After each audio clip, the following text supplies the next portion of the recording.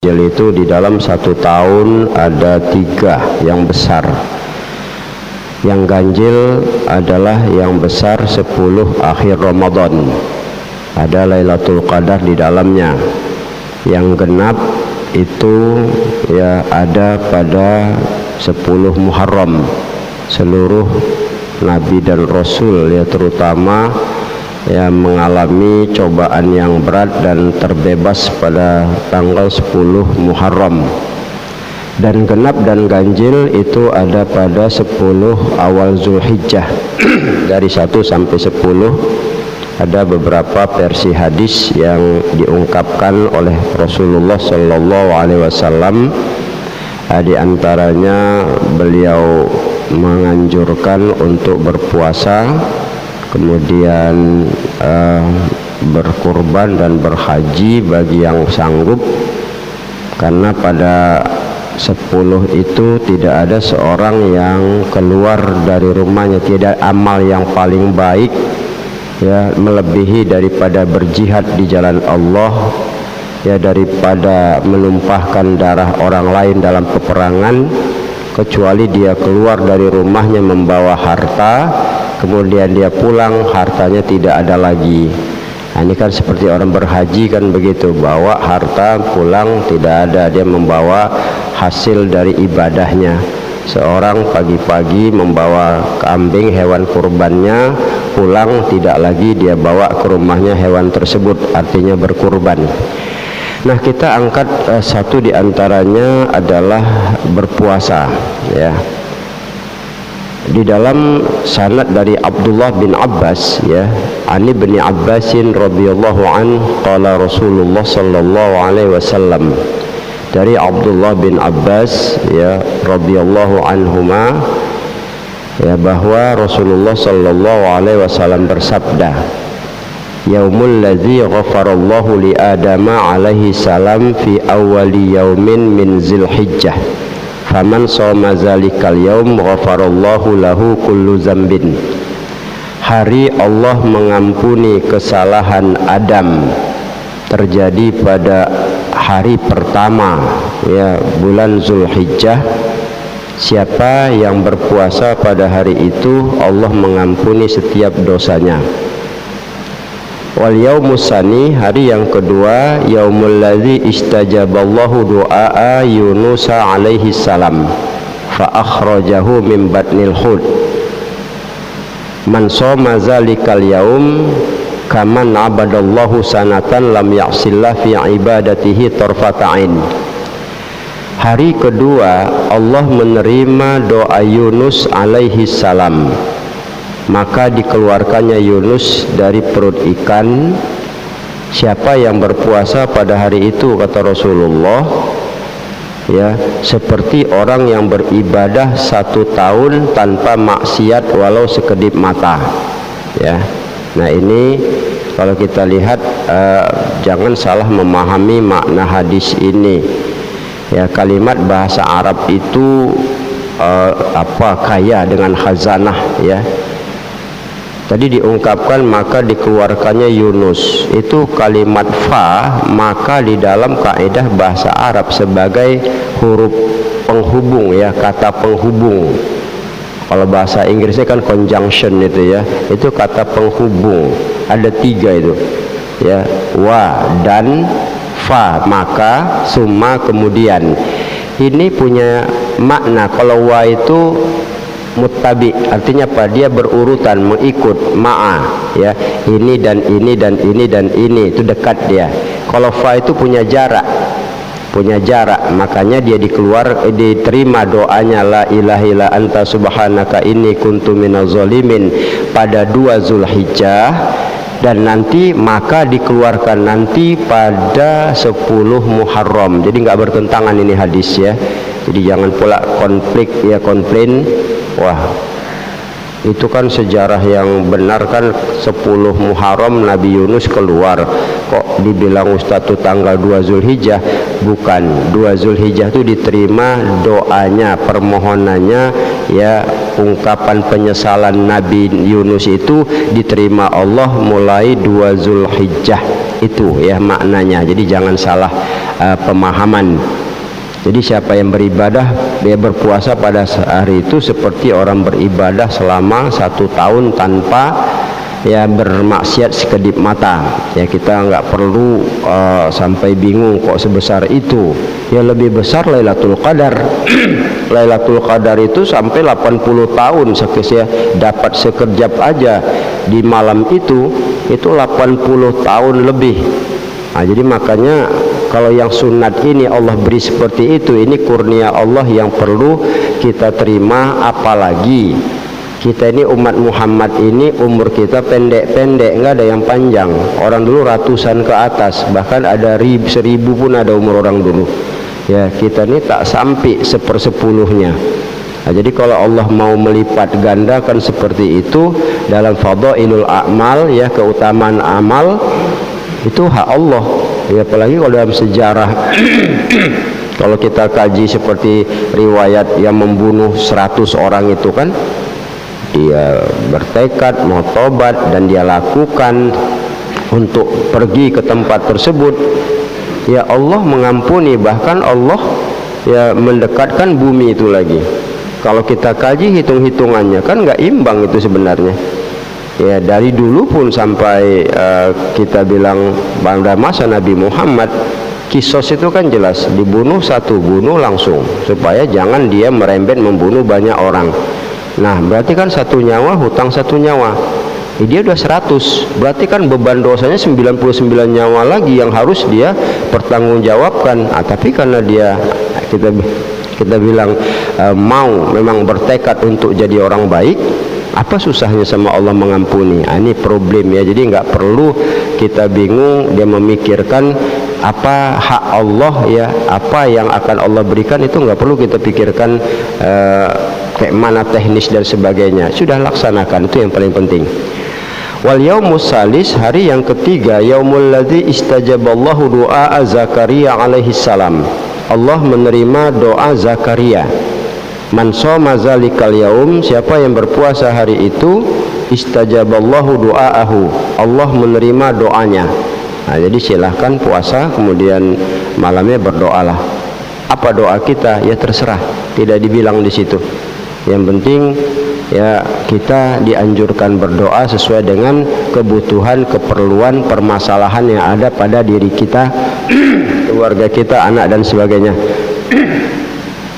Wal yaumur rabi, hari yang keempat, yaumul ladzi wulida Isa alaihi salam. Hari 4 Zulhijjah Isa alaihi salam dilahirkan. Man shoma zalikal yaum, siapa yang berpuasa hari itu, nafallahul ba'sa wal faqra wa yaumal qiyamah ma'a safaratil bararatil kiram. Akan dilepaskan dia dari kesulitan, kefakiran, dan pada hari kiamat bersama perutusan yang mulia. Ya, perutusan mulia ini banyak syarah hadis mengatakan para rasul, para nabi dan rasul, karena mereka adalah utusan-utusan yang mulia dan dimuliakan oleh Allah. Nah, kalau kita sekarang saja kadang bangga kali kita dengan pejabat. Kenapa? Itu utusan pemerintah, mau menteri, mau gubernur. Tapi di sana nggak ada itu artinya orang itu. Ya, akan lebih enak kita dengan ya perutusan mulia dari Allah, yakni para nabi. Ya biarlah di dunia nggak jumpa nabi sekarang ini, tapi di sana nanti insya Allah ya kita bisa jumpa dengan para nabi. Itu juga merupakan suatu kenikmatan yang diberikan Allah. Istilah kita pejabat-pejabat Allah yang dijadikan sebagai utusan itu, kita akan barengan sama mereka. Nah, wal yaumul khamis, hari yang kelima, yaumul ladzi wulida Musa alaihi salam. Ya, hari di mana Musa alaihi salam dilahirkan. Man shoma zalikal yaum, siapa yang berpuasa hari itu, bari'um minan nifaq au min azabil qabri. Dibebaskan dari sifat munafik dan aman dari azab kubur. Ya, ini orang yang berpuasa hari kelima, ya dibebaskan dari sifat munafik. Artinya bagi kita kaitan hadis ini dengan Nabi Musa, ya yang paling munafik itu di dalam kehidupan bangsa di dunia ini adalah bangsa Yahudi. ya. Makanya Israel itu sampai sekarang susah kali diatur, diurus, dia luar biasa ya, tidak punya kemanusiaannya itu udah capek kita bilang ya. PBB itu ngasih tahu, nggak usah kan PBB, di zaman Nabi Muhammad pun Nabi Muhammad kena sama dia, bagaimana fitnahnya itu. Nah, balik kita sejarah jauh lagi, Nabi Musa, lebih parah lagi Nabi Musa ya, yang langsung menghadapi mereka. Nah, maka insya Allah bagi kita ini salah satu juga bisa membersihkan jiwa dan hati kita. Wal yaumus sadis, hari yang keenam, yaumul lazi fatahallahu li nabi fihi khaira. Allah membukakan pada nabinya kebaikan ya. Man somahu, siapa yang mempuasakannya, yanzurullahu ilahi birrahmah wa la yu'azzabu ba'dahu abadan. Allah akan memandangnya dengan pandangan rahmat, kasih sayang, dan tidak akan mengazabnya sesudah itu selama-lamanya ya. Nah, ini kita berharap dapat pandangan kasih sayang dari Allah, apalagi di akhirat nanti. Nah, kalau sudah begitu insya Allah ya, kita akan ya terbebas dia dari azab. Nah, wal yaumus sabi, hari yang ketujuh, yaumul lazi yughlaqullahu abwaaba jahannam la tuftahu hatta tamda ayyamil usri. Hari ketujuh Zulhijjah Allah menutup pintu neraka jahanam, tidak dibuka sehingga berlalunya 10 hari itu ya. Jadi ditutup Allah jahanam 10 hari ya, baru dibuka lewat dari itu. Man somahu, siapa yang mempuasakannya, aghlaqallahu salasina baban minal usri wa tuftahu lahu salasina baban minal yusri.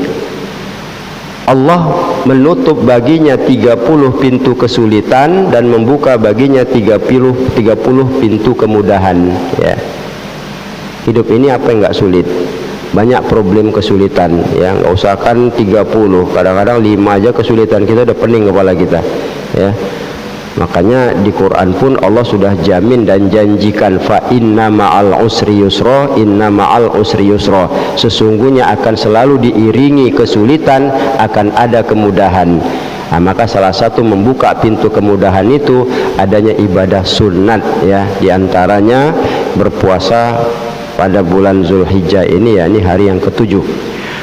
Wal yaumus samin, hari yang kedelapan, yaum ya, huwa yusamma yaumul arafah, dia dinamakan yusamma yaumut tarwiyah ya, dinamakan hari tarwiyah ya. Hari ke-8 tuh hari tarwiyah.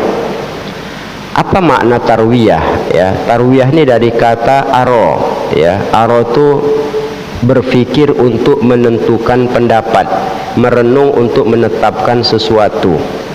Apa hubungannya dengan Nabi Ibrahim? Nabi Ibrahim pada tanggal 8 itu malamnya, malam ke-8 itu mimpi, Ibrahim sembelih anakmu. Besoknya Nabi Ibrahim mikir, wahyu perintah, isinya luar biasa beratnya. Ini perintah apa bukan? Dia berpikir satu hari itu, itulah dinamakan hari tarwiyah ya. Jadi makanya supaya kita tahu maknanya ini, kadang-kadang kan mau juga ditanya sama cucu sama anak, kami nanti hari Senin tanggal berapa tuh ya, tanggal 20 disuruh puasa tarwiyah sama guru kami. Tarwiyah itu apa nek itu ya? Tanggal 8 lah. 8 itu apa nek? Ya hari tarwiyah lah. Tarwiyah itu apa nek? Tanggal 8 lah. Nah, kan kacau kali jadi nenek-nenek sama ibu-ibu begitu kan. Nah, jadi tarwiyah itu hari Nabi Ibrahim berfikir-fikir dia, ini perintah apa enggak? Kalau dibilang tidak, tapi wahyu. Wahyu bagi para rasul itu apa? Mimpi itu wahyu. Mimpi itu wahyu bagi para rasul. Sementara isinya luar biasa. Dia lama nunggu anak, 40 tahun lebih berdoa, anak belum juga diberi. Begitu diberi, ditinggalkan. Datang dia lagi sudah remaja, anak itu dia besar, bisa membantu, disuruh potong. Cobalah, udah satu-satunya saat itu disuruh potong, itu kan berat sekali. Maka dia mikir, belum dipotongnya saat itu.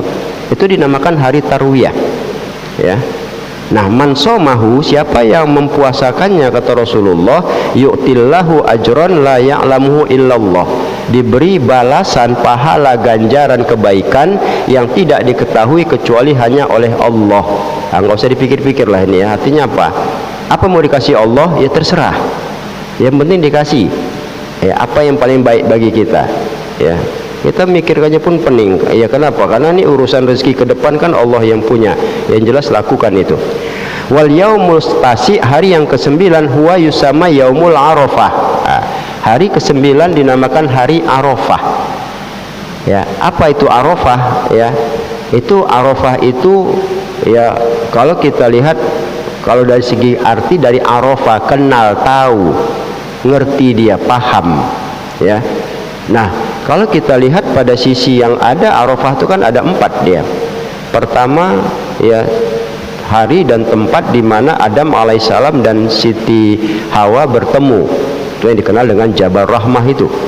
Yang kedua, bagi Nabi Ibrahim, Arafah itu adalah hari di mana dia tahu, karena dia malamnya mimpi lagi, sama mimpinya, Ibrahim sembelih anakmu. Kalau semalam dia mikir-mikir, ini udah tahu dia, oh betul, kalau gitu ini betul, ini perintah. Tapi belum juga dipotongnya anaknya belum dipotongnya ya. Cuma dia tahu ini perintah, itu maka dikatakan Arafah ya. Nah, yang ketiga, bagi orang haji, hari Arafah ini adalah puncaknya. Mereka akan wukuf. Penentuan haji tidaknya di situ, al-hajju Arafah, kata Rasulullah. Haji itu di Arafah. Nah, bagi kita Arafah ini hari kita dianjurkan puasa sunat. Nah, ini kalau kita lihat. Bagi Nabi Ibrahim tadi jelas sama perintahnya. Oh ya, kalau gitu betul, saya disuruh nyembelih anak, tapi belum dipotongnya. Man somahu, siapa yang mempuasakannya, kanat kafaratan lisanatin madhiyatin walisanatin mustaqbilatin. Puasa Arafah itu, kata Rasulullah, menebus dosa setahun yang lalu dan setahun yang akan datang. Nah ini baru wal yaumul ashir, hari yang ke-10, huwa yusama yaumul adha. Hari ke-10 itu dinamakan hari adha. Arti adha itu penyembelihan. Kenapa? Kembali kita lihat, Nabi Ibrahim mimpi lagi malamnya. Ibrahim, ya sembelih anakmu, mengapa tak kau sembelih? Nah, baru Nabi Ibrahim tahu ya. Yang hari ke-8 dia mikir, hari ke-9 dia tahu, hari ke-10 dibawanya Nabi Ismail ke Jabal Kurban, disembelihnya, maka dikenal dengan adha ya. Nah, ini supaya kita tahu latar belakang kenapa nama ini beda-beda dia ya.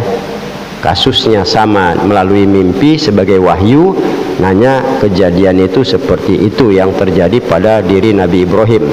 Nah, pada hari adha ini ya, man qaraba kurbanan, siapa yang berkurban satu kurban, fabi awwali qutratin qatarat damahu ghafarallahu dzunubahu wa dzunuba iyalihi ya. Darah yang menetes ke bumi mengampunkan dosanya, dosa yang berkurban dan dosa keluarganya. Nah, ini artinya bahwa minimal satu keluarga itu adalah ya satu yang berkurban. Bahkan ada satu riwayat juga, seorang sahabat itu banyak ya, anaknya banyak, di rumahnya itu tinggal orang, termasuk juga orang tuanya ada, dia cuma punya satu kambing. Ya Rasul, saya mau berkurban, cuma ada yang ini ya Rasul. Ya cukup, kata Nabi, itu sudah mewakili seluruh keluargamu, kata Nabi, sembelihlah. Nah, dia sembelih. Nah, ini satu hal tingkat minimal. Tingkat maksimalnya apa ya? Kalau memang bisa 1 ekor satu lembu, silahkan aja, nggak ada problemnya sebenarnya.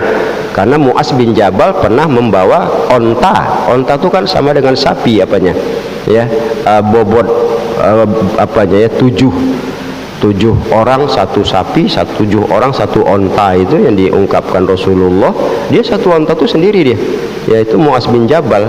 Mau kemana Mu'az?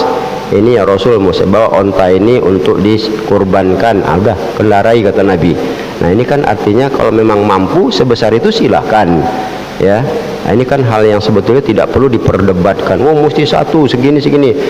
Tengok duit, tengok kondisi keuangan, tengok kondisi kemampuan. Nah, man at'ama mu'minan aw tasaddaqa bi shadaqatin ba'asallahu yaumal qiyamah yakunu aminan. Siapa yang memberi makan orang beriman atau bersodakoh satu sodakoh dari daging kurbannya itu, maka Allah membangkitkan pada hari kiamat dalam keadaan aman, ya.